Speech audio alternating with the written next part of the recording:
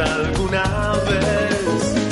Sé que cuando abre los ojos hay un los dos como locos. Aquí estamos recibiendo, como les contaba, en nuestra mesa a Andrea Tuana, licenciada en Trabajo Social, magíster de Políticas Públicas de Igualdad, directora de la ONG El Paso, que era lo que comentábamos, integrante de la Red Uruguaya contra la Violencia Doméstica y Sexual, y además una mujer que uno puede, en el acuerdo o en el desacuerdo, cuando cualquiera de estas temáticas surgen, es bueno escucharla porque por lo general lo que tiene es una empatía con la víctima siempre, que te da otra visión que uno en el fervor y en la calentura puede, y de repente la víctima vuelve ¿no? a la víctima, claro, como que te centra, estés de acuerdo o no, pero te da otra visión.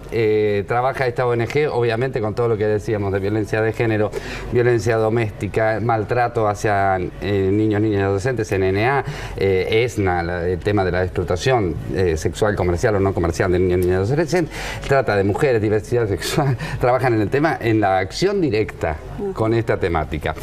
Para que la gente entienda un poco, buenos días y gracias por venir. Muchas gracias a ustedes.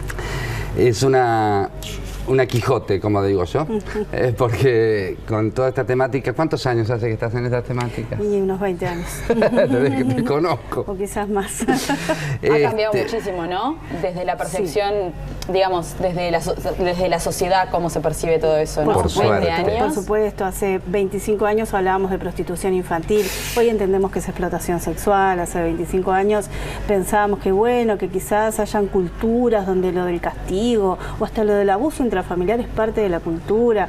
Hoy decimos, no, es un delito, es una vulneración de derechos, bien. Hay que parar. Bueno, bien, vamos bien. mejor. Ha cambiado. Gracias. Antes de empezar, y así como si fuéramos casi un diccionario, alguna terminología. Explotación sexual, ¿qué significa? La explotación sexual es cuando se involucra a un niño, niña o adolescente en actividades sexuales por parte de un adulto, donde obviamente hay una asimetría de poder y hay remuneración, ¿no? Es distinto al abuso sexual. Cuando hablamos de abuso sexual, por ejemplo, intrafamiliar, no hay remuneración. La remuneración puede ser plata o puede ser drogas. Ahí está. Puede Esa ser es la plata, diferencia. drogas, objetos, ropa, alimentos, paseos, entrar a una viajes. fiesta VIP, exactamente. Cualquiera de esas formas. Cosas es una retribución. Exacto, a cambio de... es una retribución. Bien. Entonces, esa es la diferencia. La remuneración es lo que difiere una cosa de la otra, Exacto, de alguna manera. Exacto. Explotador. El ¿Quién explotador es aquella persona que, o bien, porque hay varios explotadores, o bien es el que paga por sexo, para decirlo claramente, Sí. y es el que tiene esa actividad enfermedad sexual con la niña, niña o adolescente, pero también el explotador es el que capta, ¿no? Y el que de alguna manera organiza el negocio y provee a ese cliente explotador del adolescente y gana por Son eso, los dos, ¿no? los dos están de un lado o del otro. En sentido amplio. Eso tiene que ver también con el facilitador. El facilitador. Porque por los términos que usa la justicia, ¿viste? Sí. Que a veces...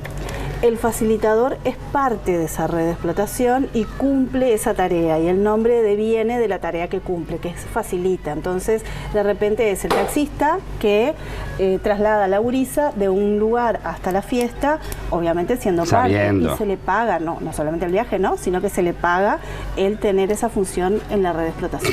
Por saber que lo que está trasladando a una chiquilina, exacto, por ejemplo, y por ocultarlo y bueno, nada. Y gana con eso, ¿no? Es parte. Consentimiento de la menor.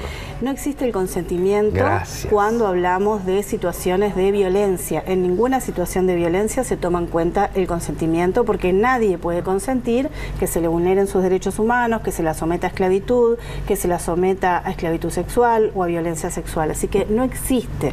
En eso que uno a veces dice, bueno, pero ellas fueron a buscar al Señor y le ofrecieron. Claro. Sí, sí, ellas querían. Ellas ¿no? querían. Incluso. Exactamente. Nosotros no podemos hablar de consentimiento, porque además estamos hablando de niños, niñas y adolescentes que están en etapa de crecimiento, de maduración, y por lo tanto hay un montón de cosas que la sociedad les limita en dar su consentimiento porque entienden que no está preparado para ello. Por ejemplo, votar, ¿no? Porque la ley tiene un fundamento. La ley que Exacto. habla de que sos menor de edad cuando tenés menos de 18 años o mayor de edad cuando tenés más de 18 años, tiene un fundamento psicológico. Exacto. De la formación, de la defensa.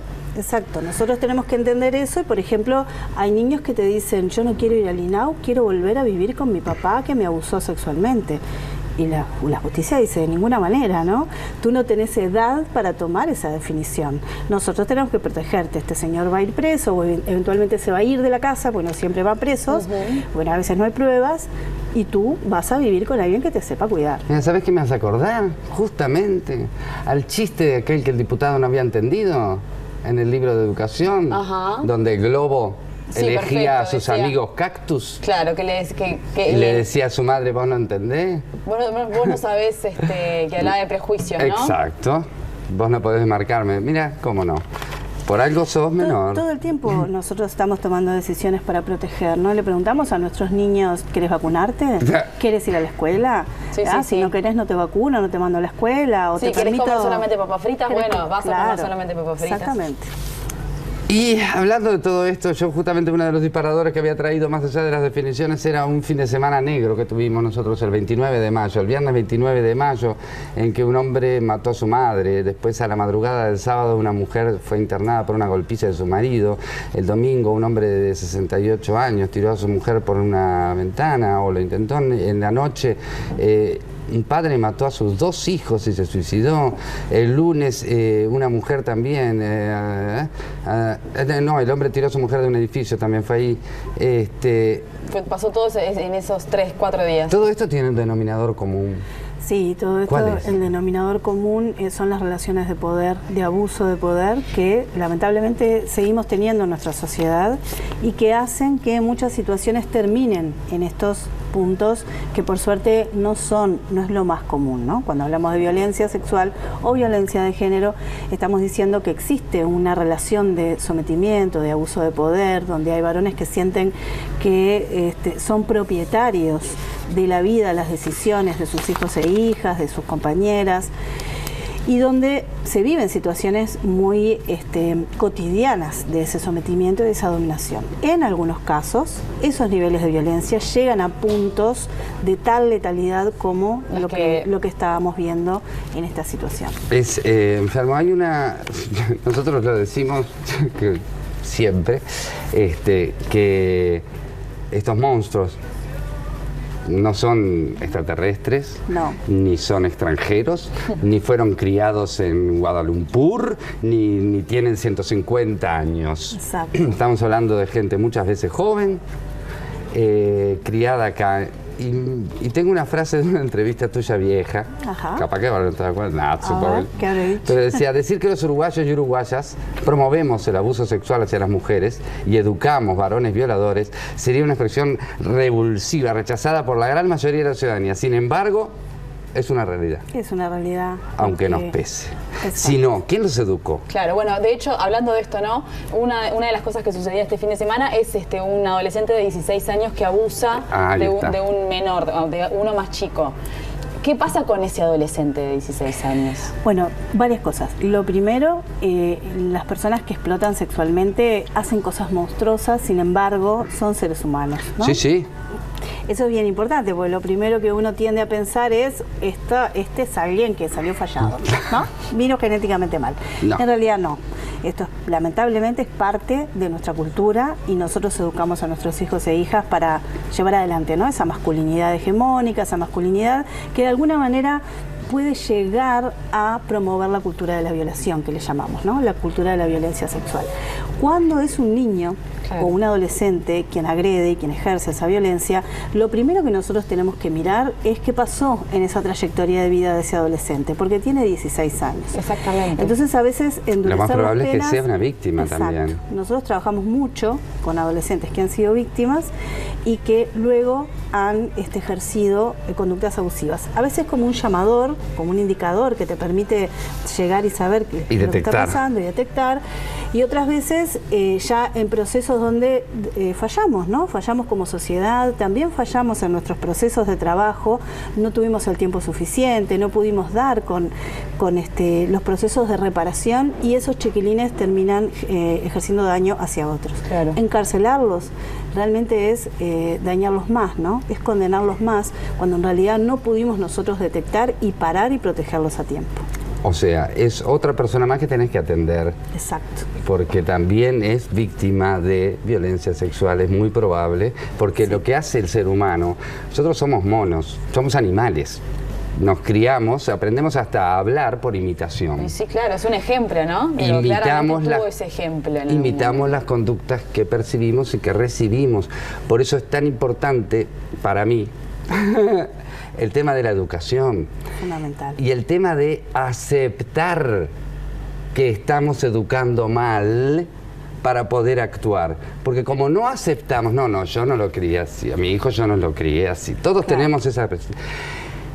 Y no nos damos cuenta la importancia de los pequeños gestos, de la cotidianeidad, de los comentarios, de cómo influye tus actitudes frente a... No somos conscientes, no estamos conscientes de que estamos educando 24 horas. Exacto, mucha gente pregunta, ¿cómo hago yo para prevenir, no? Que a mi hijo y a mi hija no le pase nada. La mejor prevención es criar hijos fortalecidos en sus derechos humanos. Hablabas hacia el pasar de la cultura de la violación. Sí. ¿Qué es, hablando de las definiciones, ¿no? ¿Qué sería brevemente la cultura de la violación? Es ese modelo de socialización donde nosotros enseñamos a ser varón, a ser mujer y donde nosotros todavía reproducimos ese modelo machista, patriarcal, conservador, que uno dice, bueno, pero eso ya fue, y en realidad no fue tanto, porque hay un montón de pautas que se siguen reproduciendo. En los medios de comunicación, en los programas de televisión, en los teleteatros, en las... ¿No? La barra. ¿Cómo sos vos un varón que no sigue a tus amigos cuando te dicen, che, vamos a la fiesta, mirá esa que está re borracha, vamos a ¿no? encajarle, a darle más, y vamos a agarrarla? unos... No, mirá esta foto, qué divina que está esta, vamos a viralizarla, vamos a mandarla a todos lados. Entonces, todas esas cuestiones que hacen a la sexualidad de los varones, que es una sexualidad que se demuestra, o sea, demostrar la virilidad es muy importante en esta sociedad cuando no debería serlo. Porque eso no significa que tienen una inseguridad sexual importante. Es que hay muchos autores que han estudiado y hablan de que varón se tiene que demostrar todo el tiempo, ¿no? Ese varón hegemónico, ese varón patriarcal, ¿no? Ese varón que no admite otros modelos. Por suerte nosotros venimos avanzando kilómetros en también se nuestro avanzó país. en eso, claro. Kilómetros, lógico. pero se mantiene, ese machismo recalcitrante se mantiene. Y hay una crianza de que las mujeres están en un lugar de subordinación, que las mujeres que se salen de sus límites son unas locas, y con las locas vos podés hacer lo que quieras. Exacto. En definitiva ellas se lo buscan, ¿no? Claro. Entonces, bueno, sí tenemos que admitir que estamos criando mal. En esto de que cada vez que se da una denuncia, por ejemplo, de algún abuso sexual o lo que sea, no creer, primero no le crees a la mujer, capaz que ahí también se puede ver esta cultura de la violación, ¿no? Exacto. Ponés en duda en lugar de decir, bueno, capaz que sí, vayamos a ver si esto puede ser así. Pero ¿no? vos qué hiciste, ¿no? Si Claro. te fuiste al boliche, tomaste y saliste con el tipo, te metiste en el auto, pero ahora me vas a decir que te violó. Exacto. Y sí, me violó, si yo digo no, y él dice sí, Sí, me igual, pasa por arriba. claro. Es una violación. Creo que ¿no? hay dos cosas claves en la educación que espero que se estén tratando cada vez más en la educación formal y en la informal, en su casa. Que una es el ser conscientes del significado del consentimiento de una relación sexual y del disfrute que significa y si alguna de las dos personas no está disfrutando, algo está mal. Eso es clave. Eso lo que primero. estás diciendo. Enseñemos a nuestros hijos varones qué significa el consentimiento. El Exacto. consentimiento es cuando la otra persona me dice sí, estoy Está acá de y quiero estar acuerdo. contigo. O sea, ¿cuántas veces las mujeres se someten a tener sexo con sus maridos?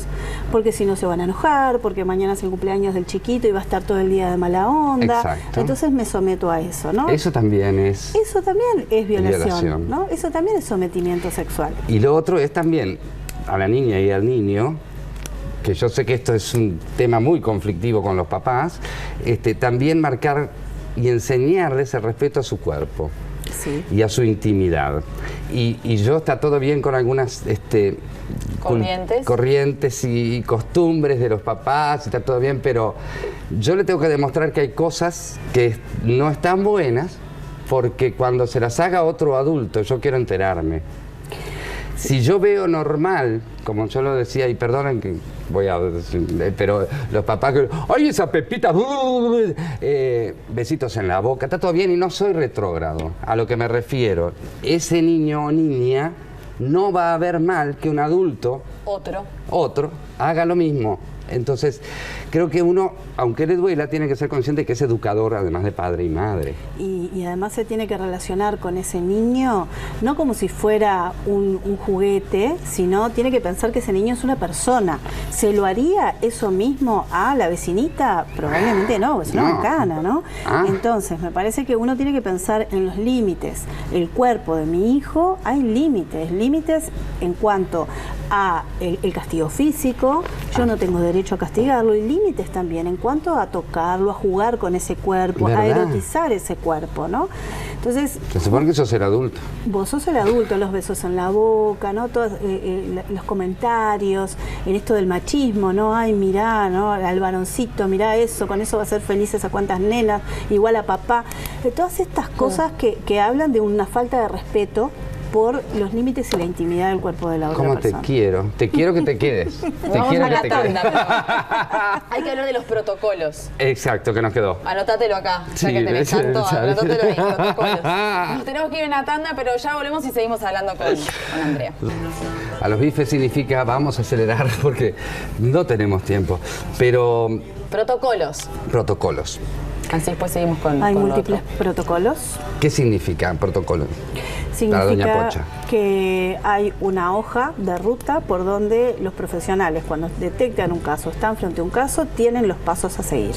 O Bien sea claros y que un escritos. médico que recibe a un niño en una situación extraña tiene pasos a seguir como para preguntarle cosas, investigar de manera de detectar Exacto. X situaciones. No puede soslayar la situación, se está obligado a seguir los determinados pasos. Si le relata un abuso, ese pediatra lo tiene que internar, tiene que llamar al equipo especializado, etcétera. Bien, y si no o sea, ¿me explico? Si no es relata un abuso. Y bueno, porque, por ejemplo, son las malas praxis, ¿no? la niña de 12 años que quedó embarazada por una violación, había ido, la madre la había llevado 3 veces al médico, parece. Sí, parece que eso. Digo parece porque son los trascendidos de prensa, ahí está. ¿no? Ahí yo creo que bueno, habría que hacer una investigación profunda de qué fue lo que pasó y si hubo fallas puntualmente en esa acción o hay una falla generalizada, porque también los pediatras hablan de que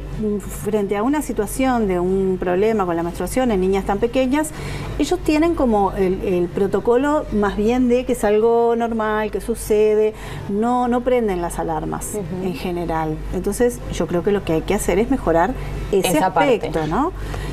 Porque quizás uno de pronto condena a un profesional, pero ese profesional está haciendo lo que hace en general los pediatras. Lo que es la costumbre. Entonces acá hay que un llamado de atención y hay que trabajar con todos los pediatras del país para que frente a este tema puedan tener algunas acciones siempre, ¿no? De rutina. No importa que la nena... Por más que sea normal o que pueda pasar, normal, que falte el periodo de los 12 años, que es cierto. Tengamos de rutina hacer esto y esto. Ellos sabrán, no es mejor que uno. Porque cuando uno siente esto, yo lo que me viene a mí la cabeza, capaz que eso porque soy un idiota, pero fallamos nosotros. Fallamos nosotros. Nosotros. Por supuesto, me siento siempre. parte de ese protocolo que falló. Voy a entrar en un tema que puede ser muy engorroso, ¿no? Pero hablando de esta niña que tiene 12 años y está embarazada, ¿qué va a pasar con ese embarazo? ¿Quién decide por ese embarazo?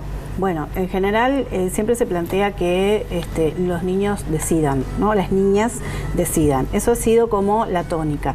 Yo creo que cuando hay un embarazo forzado, producto de la violencia sexual, que hoy se está conceptualizando en el mundo como tortura, no es la niña la que puede tomar la decisión en soledad, ¿no? A esa niña hay que escucharla, a esa niña hay que acompañarla, pero tiene que haber una indicación del equipo de salud general, porque hay que valorar el impacto en la salud mental, no solamente física.